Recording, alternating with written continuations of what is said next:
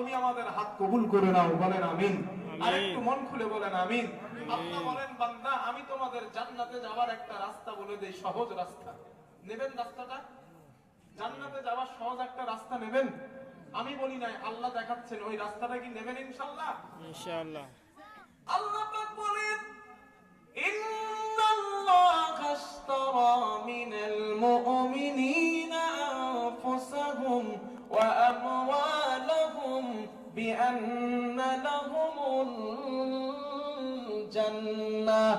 আল্লাহ তাআলা বলেন, গোলাম, ও ইমানদার বান্দারা, আমি তোমাদের আল্লাহ তোমাদের জান এবং তোমাদের মাল আমি ক্রয় করে নিয়েছি।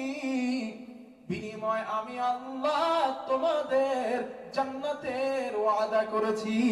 মন খুলে বলেন সুবহানাল্লাহ। বলেন, বান্দা আমি তোমার জীবনটা কিনে নিয়েছি। এর মানে হলো তোমার যেখানে ইচ্ছা তুমি জীবনটা দিতে পারবা না।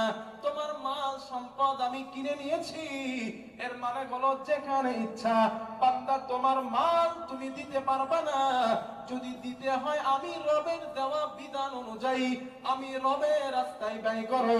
হাদিসের মধ্যে আসছে, আল্লাহর রাসূল বলেন, আল হাদিসে কুদসিতে এসেছে, আল্লাহ বলেন, তোমরা আমার দ্বীনকে সাহায্য করো, আমি আল্লাহ তোমাদেরকে সাহায্য করব।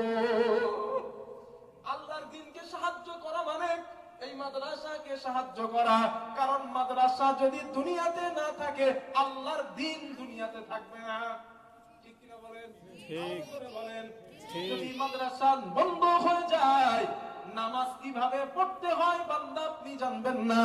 আল্লাহকে রব বলে মানতে হয় কিনা মাদ্রাসা যদি না থাকে এগুলা আপনি জানতে পারবেন না। এজন্য আল্লাহ বলেন, গোলাম তোমরা আমার দ্বীনকে সাহায্য করো, আমি আল্লাহ তোমাদেরকে সাহায্য করব। আল্লাহর দ্বীন তথা মাদ্রাসাকে যদি সাহায্য করেন, এটাকে যদি বাঁচায় রাখেন, এটাকে যদি ডেভেলপ করে নেন, আল্লাহ তাআলা বলেন আমি রব তোমাদেরকে নাজাতের ব্যবস্থা করে দিব।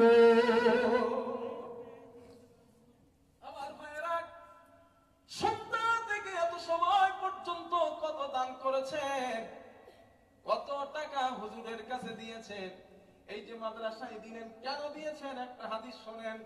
আল্লাহর নবী বলেন, قال رسول الله صلى الله عليه وسلم, আল্লাহর নবী বলেন, ইন্না লিল্লাহি আহলিনা মিনান নাস,